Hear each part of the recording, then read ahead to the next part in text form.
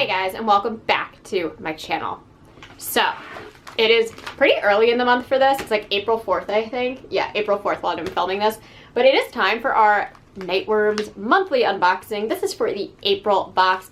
I feel like usually they ship around like the 7th or the 8th, but it is here super early. Super stoked for this. I saw the spoilers, but I don't actually remember what's in here. But it feels pretty like hefty. Like there's definitely like a large thing in here, it feels like. For those of you guys who do not know, Nightworms is a monthly Nightworms is a monthly subscription box that retails for $39.99 every single month. Usually comes out to about $47 in change when you factor in shipping and handling. It does primarily horror and like horror adjacent books. You usually get 2 books every single month. Sometimes you get new releases, sometimes you get limited edition, sometimes you get anthology, sometimes you get like reprintings of stuff that's fallen out of print, and then you usually get a little goodie bag that has like stickers, like either a tea, a hot chocolate, or a coffee, and like bookmarks and like maybe a magnet or so.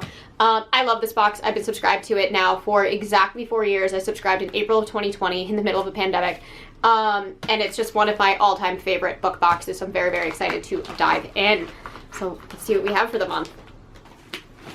Okay, so we have 2 books in here, and I just pulled out this large coffee, and it is Signature Dark Roast by Haunted Cups Coffee. It's called It's Alive. There we go. It smells really good.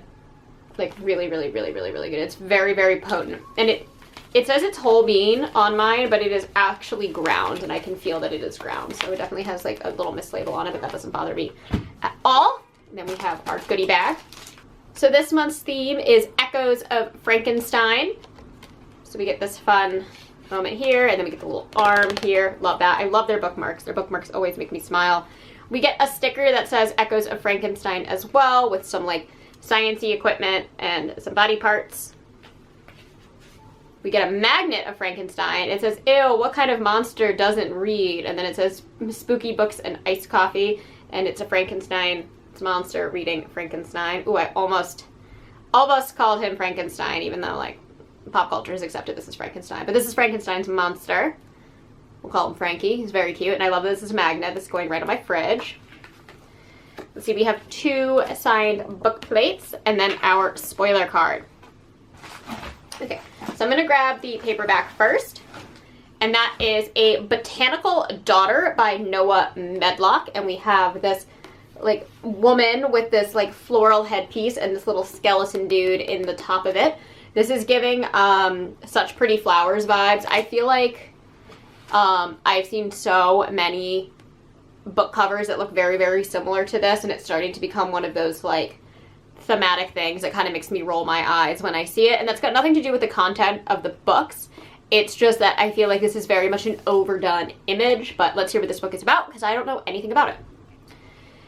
It is an unusual thing to live in a botanical garden, but Simon and Gregor are an unusual pair of gentlemen. Hidden away from the disapproving tattle of Victorian London, they are free to follow their own interests without interference. For Simon, this means working his taxidermical art. Gregor's business is exotic plants, lucrative but harmless enough.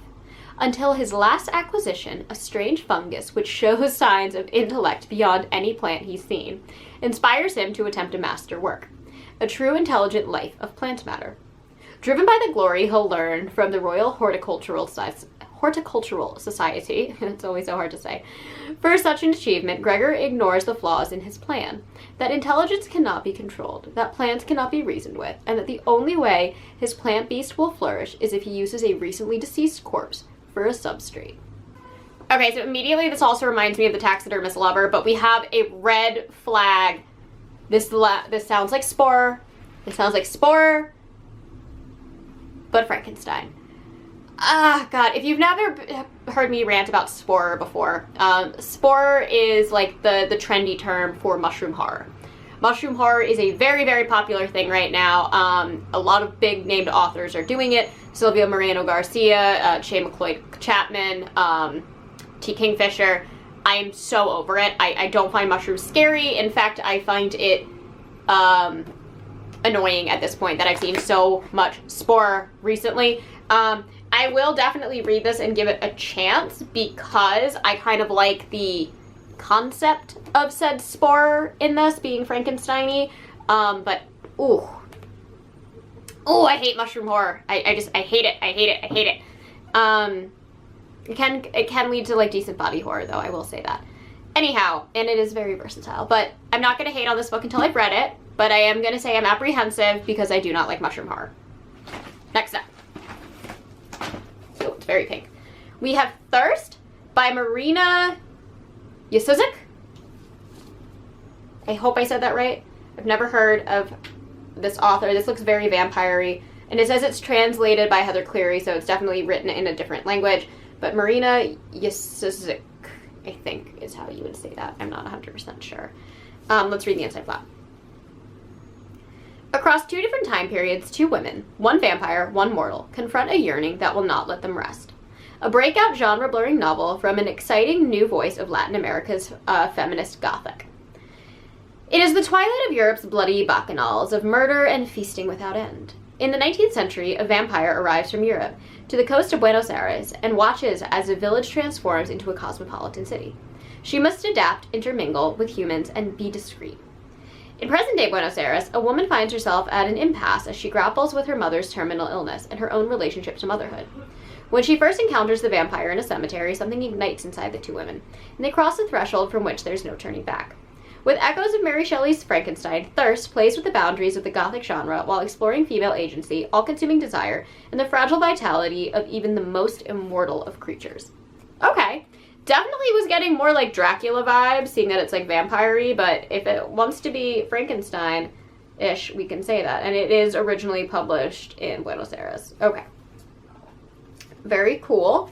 Interesting. I love a good vampire novel. I need it to be a good vampire novel. I'm really over like romance vampire novels. I think the amount of romance that I could tolerate in a vampire novel is the level of romance in Let the Right One In by Jean-Alvide Lundquist, which I know I'm saying that wrong.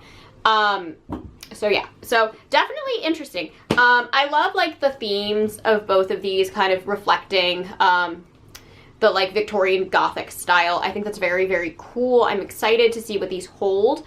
But I will say neither of these really grasp my attention because I'm just hesitant about a couple things that I see immediately stepping out of this. I'm scared Botanical Daughter is going to be very spore centric, which again is something I don't like. Obviously, I would love to be proven wrong, and I feel like this is going to be vampire romance, and I really just want it to be vampire horror. So